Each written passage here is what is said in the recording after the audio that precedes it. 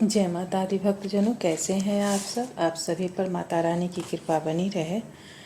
चलिए कथा श्रवण करते हैं 10वें अध्याय का। मैं मस्तक पर अर्धचंद्र धारण करने वाली शिव शक्ति स्वरूपा भगवती कामेश्वरी का हृदय में चिंतन करता हूँ। वे तपाए हुए सुवर्ण के समान सुंदर हैं। सूर्य, चंद्रमा और अग्नि, यही तीन उनके नेत्र हैं तथा वे अपने मनोहर हाथों में धनुष, बाण, अंकुश, पाश और शूल धारण किए हुए हैं। ऋषि कहते हैं, राजन, अपने प्राणों के समान प्यारे भाई निशुंभ को मारा गया देख तथा सारी सेना का संहार होता जान शुंभ ने कुपित होकर कहा, दुष्ट दुर्गे, तू बल के अभिमान में आकर झूठ मूठ का घमंड न दिखा।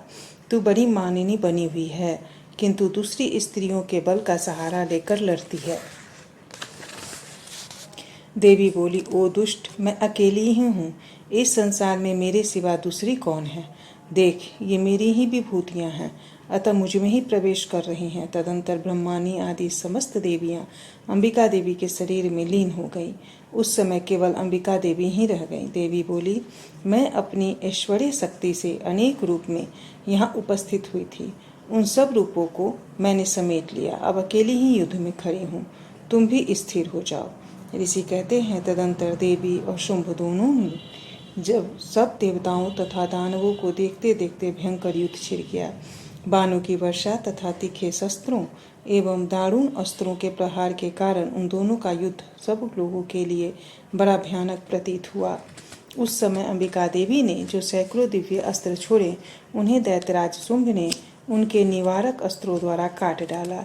इसी प्रकार शुंभ ने भी जो दिव्य अस्त्र चलाए, उन्हें परमेश्वरी ने भयंकर हुंकार शब्द के उच्चारण आदि द्वारा खिलवाड़ में ही नष्ट कर डाला।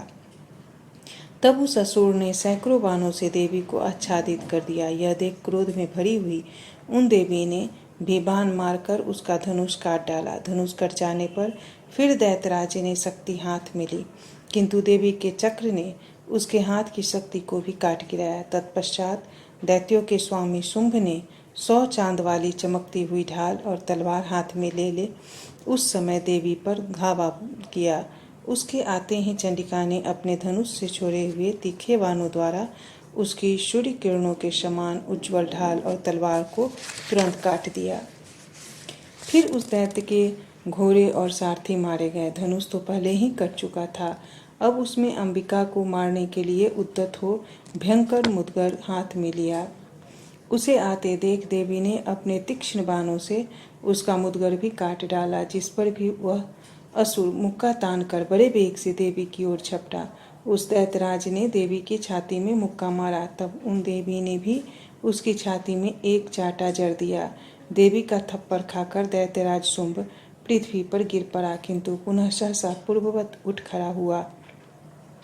फिर वह उछला और देवी को ऊपर ले जाकर आकाश में खड़ा हो गया। तब चंडिका आकाश में भी बिना किसी आधार के ही शुंभ के साथ युद्ध करने लगी। उस समय दैत्य और चंडिका आकाश में एक दूसरे से लड़ने लगे। उनका यह युद्ध पहले सिद्ध और मुनियों को विस्मय में डालने वाला हुआ। फिर अंबिका ने शुंभ के साथ बहुत देर तक युद्ध करने के पश्चात उसे उठाकर घुमाया और पृथ्वी पर पटक दिया। पटके जाने पर पृथ्वी पर आने के बाद वह दुष्ट आत्मा दैत्य पुनः चंडिका का वध करने के लिए उनकी ओर वेग से दौड़ा। तब समस्त दैत्यों के राजा शुंभ को अपनी ओर आते देख देवी ने त्रिशूल से उसकी छाती छेद कर उसे पृथ्वी पर गिरा दिया। देवी के शूल की धार से घायल होने पर उसके प्राण पखेरु उड़ गए और वह समुद्रों, द्वीपों तथा पर्वतों सहित समूची पृथ्वी को कपाता हुआ भूमि पर गिर पड़ा। तदंतर उस दुरात्मा के मारे जाने पर संपूर्ण जगत प्रसन्न एवं पूर्ण स्वस्थ हो गया तथा आकाश स्वच्छ दिखाई देने लगा। पहले जो आपात सूचक मेघ और उल्कापात होते थे, वे सब शांत हो गए तथा उस दैत्य के मारे जाने पर नदियां भी ठीक से मार्ग में बहने लगीं। उस समय शुंभ की मृत्यु के बाद संपूर्ण देवताओं का हृदय हर्ष से भर गया और गंधर्व गण मधुर गीत गाने लगे। दूसरे गंधर्व बाजे बजाने लगे और अप्सराएं नाचने लगी। पवित्र वायु बहने लगी। सूर्य की प्रभा उत्तम हो गई। अग्निशाला की बुझी हुई आग अपने आप प्रज्वलित हो उठी। तथा संपूर्ण दिशाओं के भयंकर शब्द शांत हो गए। इस प्रकार श्री मार्कंडेय पुराण में सावर्णिक मनवंतर की कथा के अंतर्गत देवी महात्म्य में शुंभवध